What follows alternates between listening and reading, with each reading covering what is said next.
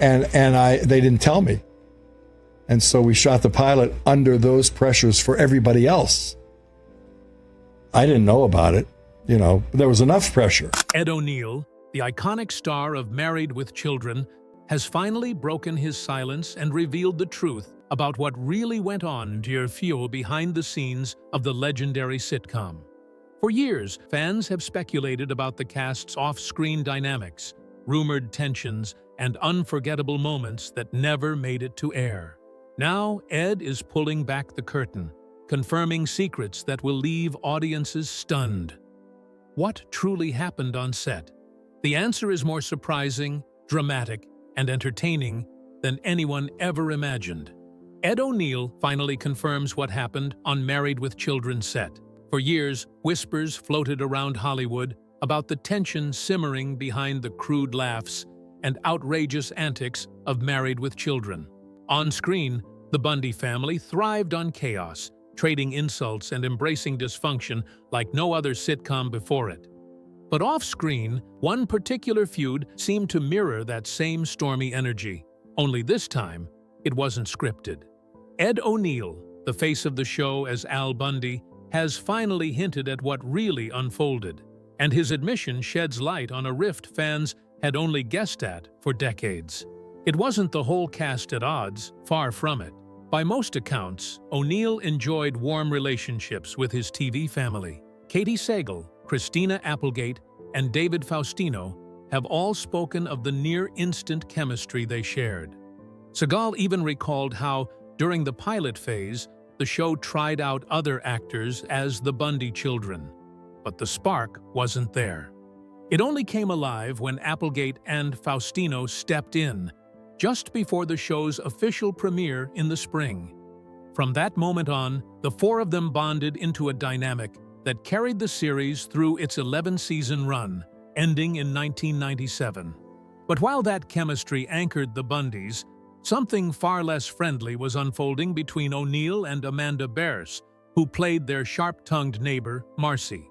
According to O'Neill's own retelling, the hostility didn't start with one explosive moment, but built gradually. Their personalities simply clashed. His gruff, no-nonsense approach to the set rubbing against Bearse's increasingly outspoken nature. Eventually, the tension boiled over in a makeup room argument where both hurled insults until O'Neill snapped, threatening to use his star power to have her removed from the show. In hindsight, he has admitted he regrets pulling rank in that way, but what stands out is that he never expressed remorse for disliking her in general. For him, the animosity was real, not just a product of long shooting days.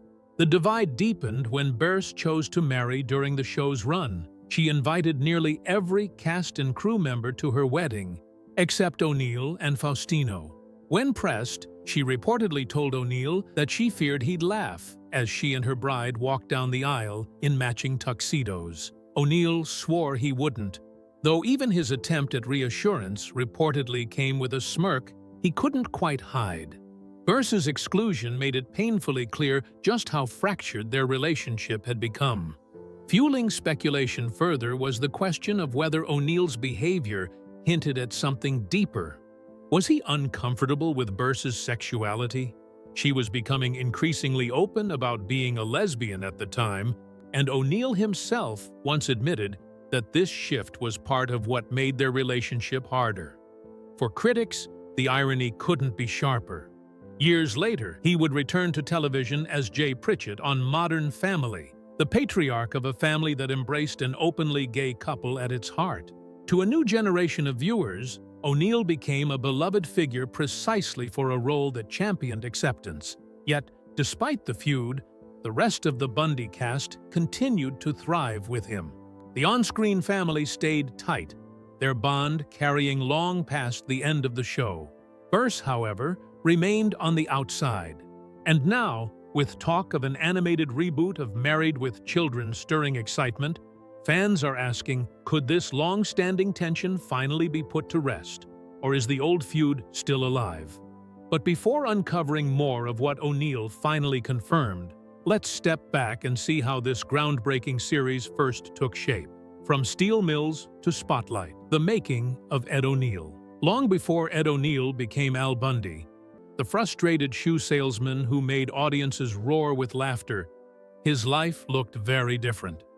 Born in Youngstown, Ohio, on April 12, 1946, he grew up in a working-class Irish Catholic family whose roots traced back to immigrants who arrived in America during the mid-1800s. The steel mills and construction sites of Youngstown were part of his world from an early age, and by just 14, Ed was already trading textbooks for hard labor, taking jobs in construction before later working shifts in a steel mill. That early grit would follow him throughout his life, even as his path veered from sports to the stage. Football was his first passion. At Ursuline High School, O'Neill built his reputation on the field, and his dedication earned him a scholarship to Ohio University. But life at the university wasn't what he imagined. He majored in history, pledged Delta Tau Delta, and threw himself into campus life. Yet his love of sports and parties soon outweighed any commitment to academics. After clashes with his coach and lackluster grades, O'Neill walked away after his sophomore year, already learning that his strong-willed personality could put him at odds with authority. Determined not to quit, he transferred to Youngstown State University, where he once again suited up for football and joined another fraternity, Delta Sigma Phi. On the field, he faced talented opponents, including a rising athlete named Roger Staubach, but his future wasn't destined to be written in touchdowns. Something else was quietly stirring within him. The discipline of football was still there, but the theater program at Youngstown began to capture his attention, pulling him toward a completely different stage. By the time he left the gridiron, O'Neill was exploring roles that demanded more than brute strength. His big break came when he starred on Broadway as a boxer, a performance that blended his athletic background with his growing acting instincts. That role proved fateful. Acclaimed director William Friedkin happened to see him and offered O'Neill a small part in the film Cruising alongside Al Pacino. It was only a brief appearance, but it marked the moment Hollywood doors began to crack open. More roles followed, each sharpening his craft. He appeared in The Equalizer, a popular crime drama, and took on the role of NYPD detective Jimmy Popeye Doyle in the television film Popeye Doyle. Though it was a tough act to follow Gene Hackman's iconic portrayal from The French Connection, O'Neill's performance showed he could handle gritty, hard-edged characters with ease. Audiences may not have known it at the time, but he was slowly building the experience that would one day collide with the opportunity of a lifetime.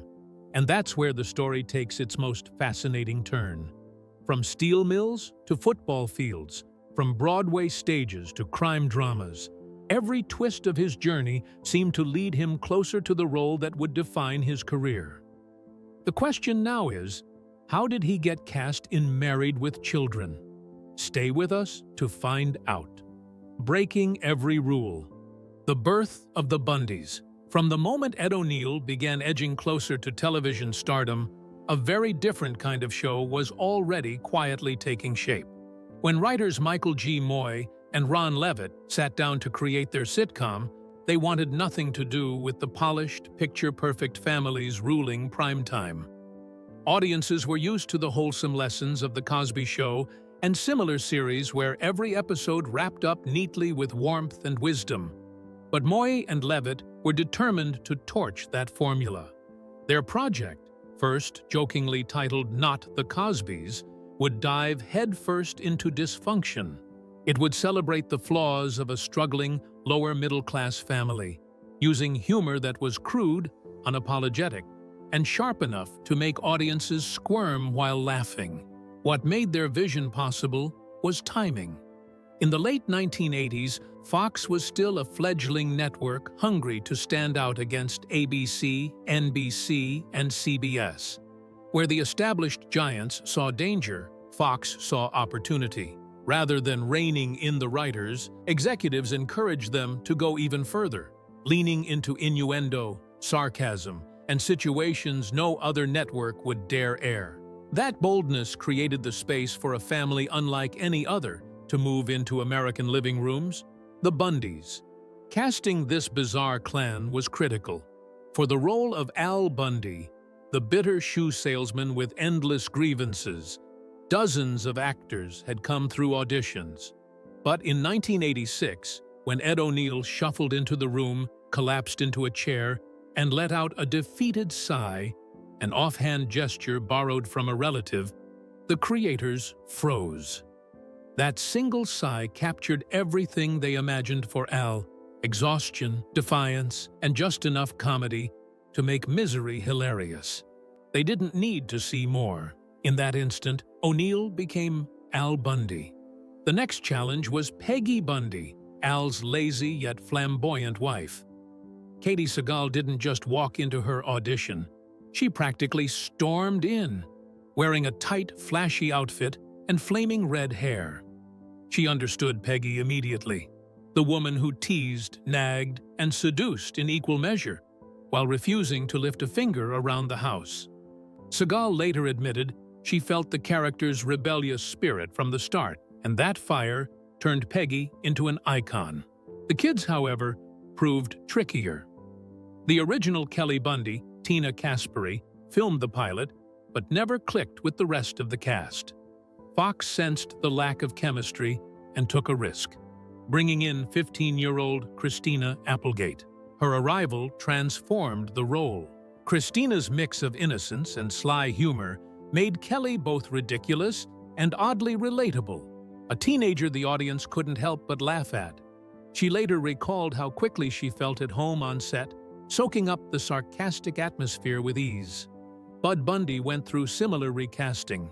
Hunter Carson was first chosen, but the chemistry faltered again. Then, 12-year-old David Faustino auditioned, and suddenly everything fit. Reading scripts filled with adult jokes made him nervous, but his ability to embrace Bud's underdog energy, awkward, ambitious, always scheming, gave the show its final piece. Beyond the Bundys themselves, the series needed a counterweight: the neighbors. Amanda Bearse stepped into that role as Marcy Rhodes, the straight-laced foil to Al's cynicism. Her sharp delivery balanced the chaos, while her dynamic with O'Neill brought an extra layer of satire. Bearse later admitted that in the early days, the cast carried a streak of cynicism, but within weeks, it transformed into a camaraderie that never faded. Sagal recalled O'Neill making her laugh almost immediately, while Applegate described the cast as forming a little family both on and off screen. That instant chemistry, more than any script, gave the Bundys their edge. When the pilot was finally delivered, Fox executives were stunned. They praised the biting humor and undeniable chemistry, but warned that the supporting roles could use more spark. Still, they recognized what they had: a show that wasn't just funny. It was provocative. It didn't hide its rough edges. It dared audiences to be offended. Within only a handful of episodes, Married with Children cemented itself as the anti-sitcom and ignited debates across America. Critics called it crude, parents called it dangerous, and viewers couldn't look away. Fox, once ignored, suddenly had the loudest, most controversial family on TV. As the Bundys tightened their grip on living rooms, the show soon pushed boundaries too far for some. What happened next changed television forever. Keep watching. The scandal that made the Bundys unstoppable. In 1989, Married with Children unleashed an episode titled "Her Cups Runneth Over." The plot seemed typical of the show's irreverent style: Al Bundy and Jefferson traipsing through lingerie shops, a storyline laced with innuendo, sly jokes, and cheeky visual gags. But within its layers of comedy lay elements that would ignite a cultural storm: a flamboyant gay character wearing a crown, racy banter, and semi-nude scenes that most networks would never have touched. The backlash came quickly, but no critic was louder than Terry Rakolta, a Michigan mother of 4 and sister-in-law to the state's governor. Outraged, she launched what began as a personal crusade, but swiftly morphed into a national boycott campaign. Recolta wrote letters to corporate giants, warning that their advertising dollars were supporting immoral content harmful to families. Her outrage resonated with headlines across the country, and within weeks, blue-chip sponsors including Gillette, Coca-Cola, and Warner Lambert publicly pulled their ads. For Fox, still a newcomer trying to survive against ABC, CBS, and NBC, the fallout was dangerous. The network depended heavily on ad revenue, and losing such high-profile sponsors felt like a direct threat to its future. In an attempt to ease the storm, Fox yanked another episode, "I'll See You in Court," from the lineup. That script, which centered on a couple overhearing sexual encounters in a hotel room, was deemed far too risque for primetime television. It wouldn't surface again until years later, and even then in heavily edited form. Inside the production, the pressure was relentless. Ed O'Neill later remembered how every line and every scene suddenly carried weight. The pressure was intense, but I think it made the show sharper. We had to be more creative in how we delivered the laughs. Katie Sagal described the atmosphere as one of constant scrutiny, where even a raised eyebrow could be dissected by critics. Christina Applegate, barely 17 at the time, found herself under a blinding spotlight she had never expected. Almost overnight, she was labeled a teenage sex symbol, a status that opened career doors but also invited harsh attention she wasn't fully prepared to face. Yet the irony of the boycott was staggering. Rather than crush the show, it supercharged it. Before the controversy, Married with Children hovered at number 48 in national ratings. By the following seasons, it consistently climbed into the top 50, sometimes higher, and held that ground for years. The attempted censorship had backfired spectacularly, transforming the Bundys from a brash sitcom family into cultural lightning rods. As television critics observed, Recolta's campaign had created a textbook case of the Streisand effect, where trying to suppress something only amplifies its reach. Fox quickly realized the value of the uproar. Instead of apologizing, the network leaned into the scandal, recasting the series as a sitcom that wasn't meant for every household. It became a sly marketing tool, a badge of honor that separated the Bundys from sanitized TV families like the Huxtables. Viewers who might never have tuned in suddenly wanted to see what all the fuss was about. Recolta herself later admitted, somewhat bitterly, that while she still disapproved, her campaign had inadvertently turned Married with Children into a household name.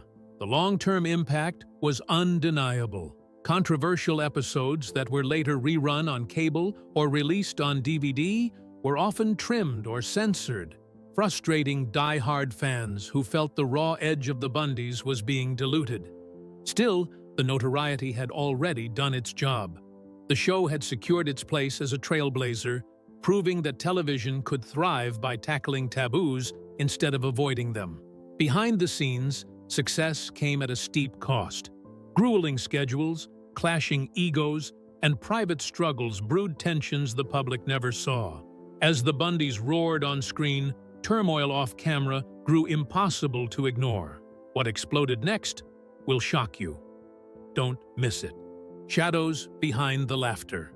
One of the earliest fractures came in 1989, when TV Guide released a special issue spotlighting the Married with Children cast. To the shock of Amanda Barris and David Garrison, who played Marcy and Steve Rhodes, only Ed O'Neill and Katie Sagal were featured on the cover. The exclusion left Amanda feeling sidelined, while Ed chose silence, admitting years later that his lack of protest was a mistake. "I didn't think it would leave such a lasting mark." But it did. Their working relationship grew colder, and by 1993, the rift deepened further. When Amanda married, she deliberately left Ed off the guest list, explaining later that his presence might make others uncomfortable. To Ed, it felt like a personal slight, and in later interviews, he made no effort to hide his bitterness. What began as a professional slight had hardened into a lasting estrangement. But tension was only part of the behind-the-scenes story. Real-life tragedy struck in 1991 when Katie Sagal, then pregnant, lost her baby 7 months into term. The pregnancy had already been written into the show's storyline, with audiences expecting Peg Bundy to welcome a new child. After the devastating loss, the writers had to pivot suddenly. The planned arrival of a Bundy baby was rewritten as nothing more than a dream sequence of Al's, a surreal episode meant to shield Katie from reliving her grief. Later, she described it as the most painful period of her life, though she drew strength from colleagues who quietly rallied around her. The attempt to fill that void the following year only made matters worse. In 1992, writers introduced a new character, Seven, Peggy's young nephew, hoping to freshen the storyline. But fans revolted. Letters poured in, mocking the character as intrusive and out of place. The backlash was so fierce that Seven vanished from the series after just 1 season, with no explanation ever offered on screen. It became one of the show's few creative missteps, a reminder that the Bundy formula was too sharp and distinct to be tampered with. Even on ordinary shooting days, the atmosphere was far from easy. Each episode was filmed in front of a live audience of more than 3,000 people, which guaranteed genuine laughter, but also created relentless pressure. Performances had to land on the first try, and the weight of constant scrutiny hung over the cast. Ed O'Neill shouldered much of the physical comedy, often staging pratfalls, mock fights, and exaggerated stunts. Over the years, these left him with a collection of minor injuries, a hidden toll behind Al Bundy's grumbling swagger. For Katie, the emotional weight was heavier still. Returning to the set after her loss required her to step back into Peg's sharp-tongued, sarcastic persona, pretending as if nothing had changed.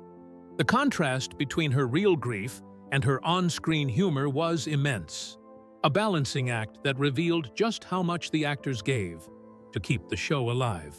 And yet, there were moments of genuine warmth amid the strain. Christina Applegate remembered how, despite the constant chaos of filming and the family's dysfunction on screen, the cast often shared real closeness off-camera.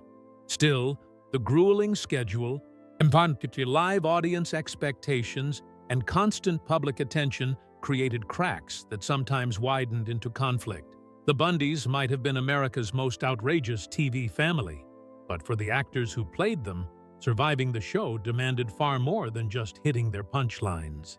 When controversy became the spotlight, what unfolded behind the curtain was only half the story.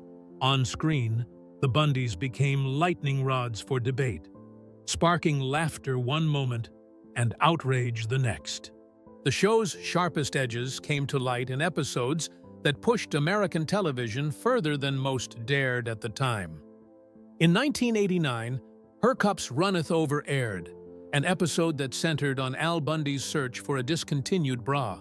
It was meant as absurd comedy, but instead, it ignited protests across the country. The outcry grew so intense that boycott campaigns were launched, with parents demanding a Fox pull the series entirely. Yet, paradoxically, the controversy only boosted ratings, turning the Bundys into cultural rebels who seemed untouchable. This wasn't the last time the show tested television's limits. Another infamous episode, I'll See You in Court, revolved around a couple discovering they had been unknowingly filmed in a hotel sex tape. The storyline was so provocative that Fox shelved the episode for years, fearing backlash. By the time it finally resurfaced in the mid-1990s, it was already considered one of the most censored sitcom episodes of its era. But it wasn't only adult humor that drew headlines. The show often satirized hot-button issues of the day. The Egg and I poked fun at animal rights activists, while No Ma'am introduced Al Bundy's men's group, formed to rail against feminism. While some condemned the episode as sexist, others praised it as a biting parody of extremism on both sides.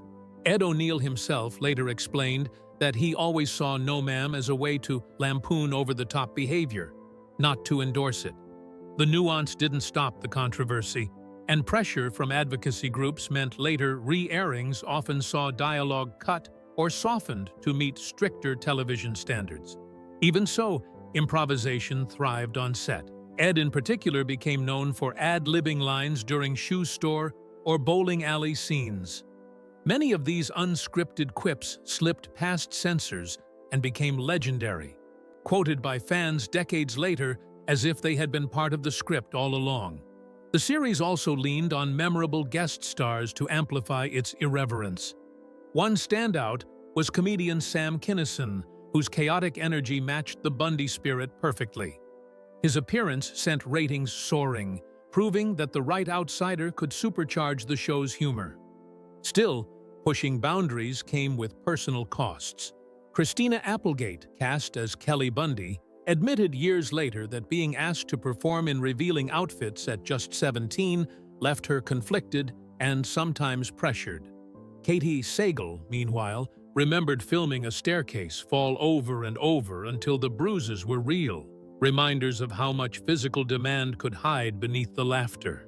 By the time the show reached its final stretch, the controversies themselves had become part of its identity. Every protest, every censored episode, every angry letter seemed to cement the Bundys' place as television's ultimate troublemakers. And when Fox abruptly pulled the plug in 1997 after 11 seasons, the cast wasn't even formally told. Ed O'Neill found out only when fans approached him in Ohio and asked if the show was over. Christina Applegate discovered it by hearing it on the radio while driving. There was no farewell conference, no your final celebration, just silence. Years later, Ed would sum it up simply: "We laughed a lot, and that's what I want to keep." After the curtain fell, the Bundy cast each carved new paths. Ed reinvented himself as Jay Pritchett in Modern Family, starting in 2009, winning acclaim and Emmy nominations for playing a very different kind of father. Katie Sagal shed Peg's comic shell with her Golden Globe-winning role as Gemma Teller in Sons of Anarchy.